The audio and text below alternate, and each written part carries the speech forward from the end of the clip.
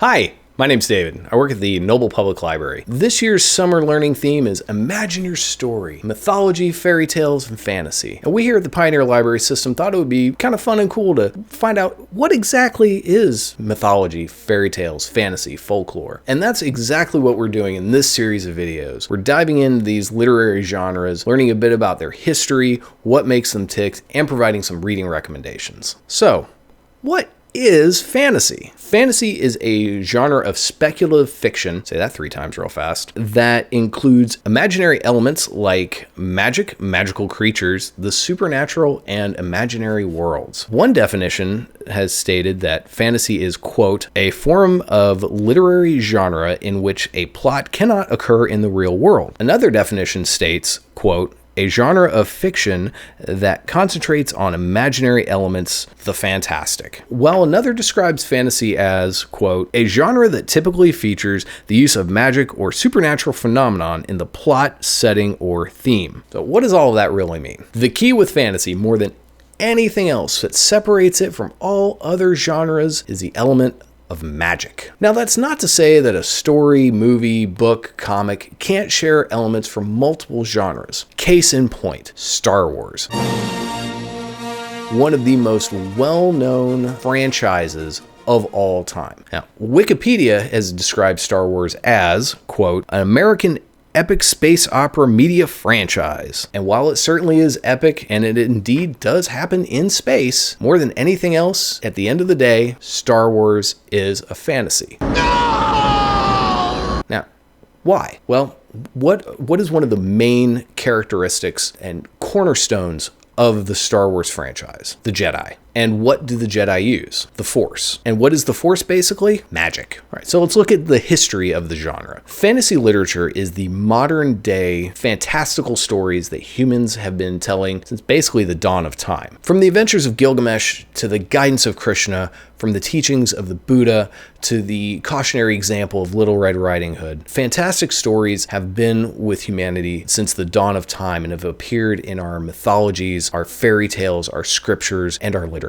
And now, these same stories, they appear in our novels, in the panels of our comic books, and on screens big and small. Modern fantasy is usually said to begin in 1858 with the book Fantasies, a Fairy Romance for Men and Women by Scottish author George MacDonald. What was important about this story is it was the first such type of story specifically written for adults. And while modern fantasy started in the 19th century, it didn't actually find success until the 20th century. And in fact, for a long time, authors who wanted to write in this genre had to write them for children because juvenile fantasy, i.e., fantasy for kids, was more acceptable than fantasy for adults. Case in point, Tolkien's The Lord of the Rings was for years considered a children's book. Attitudes toward the genre began to change in the 1950s and 1960s with the advent of the sword and sorcery subgenre of fantasy literature. And fantasy's first major breakthrough was in 1977 with Terry Brooks'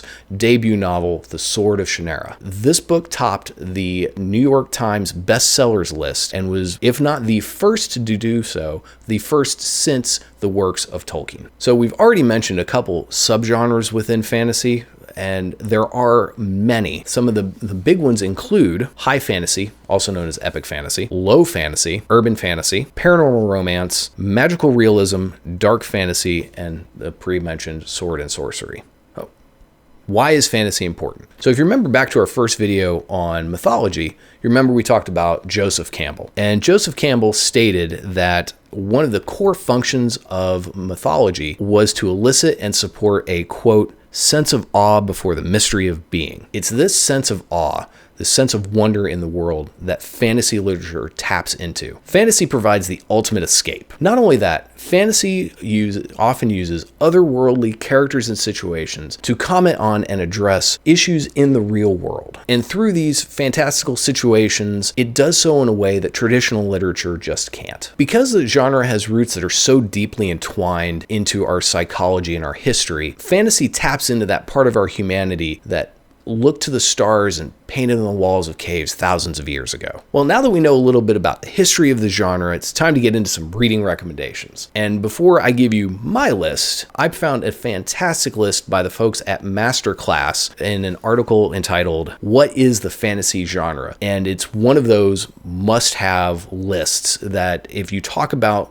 fantasy literature, you can't ignore pretty much anything that's on here. So I thought it was worthwhile to go through these before I give you my 3 picks. So this list includes Alice in Wonderland by Lewis Carroll, The Hobbit and The Lord of the Rings by J.R.R. Tolkien, The Lion, the Witch, and the Wardrobe by C.S. Lewis, 100 Years of Solitude by Gabriel Garcia Marquez, The Princess Bride by William Goldman, Inconceivable! The Dark Tower, The Gunslinger by Stephen King, The Golden Compass by Philip Pullman, A Game of Thrones by J.R.R. Martin, Harry Potter and the Philosopher's Stone, or as we Americans know it, The Sorcerer's Stone by J.K. Rowling, Dead Until Dark by Charlene Harris, and American Gods by Neil Gaiman. Now, for my selections, the first one I'm picking is Damp Here by Barb and J.C. Hendy. Here's the tagline as it appeared on the novel when it came out. A mix of The Lord of the Rings and Buffy the Vampire Slayer. I mean, is there really anything else you need to know? Seriously? That got me in the door. If you need a little bit more, it's a story of a well-known vampire hunter and her companions, a half-elf and a wolfhound. This is the first book in the Noble Dead saga, and the